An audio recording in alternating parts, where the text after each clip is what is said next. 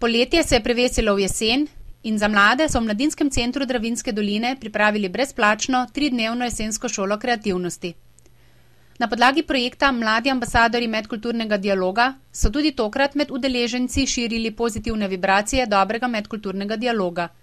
Rdeča nit šole kreativnosti je bila tokrat mehiška kultura.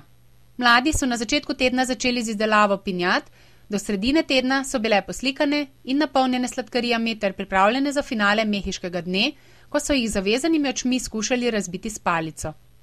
Predtem so se zvrstile delavnice o pripravi tradicionalne mehiške jedi, predstavitvi mehike ter zabavnimi igrami, med katerimi je tudi prilepi oslu rep. V Mladinskem centru Dravinjske doline ocenjujejo način prikazovanja značilnosti drugih oziroma drugačnih kultur skozi aktivno udeležbo mladih kot zelo učinkovit. Zanimanje za kulture drugih držav je na ta način skozi delavnice zelo veliko, prav tako motiviranost vseh udeležencev na delavnicah.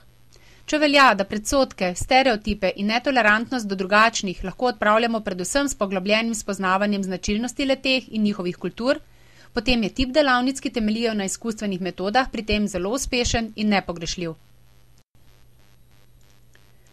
Ker kreativnosti mladim tudi tokrat ni bilo dovolj, so dnevi z več kreativnosti do konca krompirjevih počitnic ponudili še marsikaj. Pod vodstvom EVS prostovoljke Pinar Bal iz Turčije so se navduševali nad Ebru artom, to je tradicionalna turška slikarska tehnika. Nastalo je veliko število umetnin, katerih vzorce so mladi označili kot čarobne.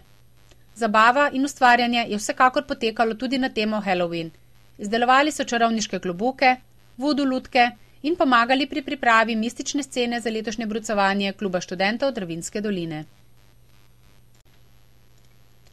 Svoje doživljanje prostega časa v Mladinskem centru Dravinjske doline pa nam bo na kratko opisal Domen kot eden izmed udeležencev letošnje jesenske in tudi poletne šole kreativnosti.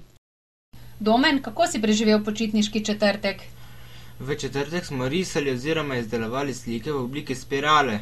Barve smo izdelali tako, da smo vanje vsuli prašek iz korenin turške rastline, nato pa smo delali klobuke za noč čarovnic oziroma Halloween, ki je bila v soboto 30. oktobra. Tako da je bil dan bolj čarovniško obarvan. Kaj novega in zanimivega pa ste počeli v petek? V petek pa smo izdelovali voodoo lutke iz odpadnih oblačil in sicer tako, da smo lutko najprej zlepili ob robovih in jo polnili s senom.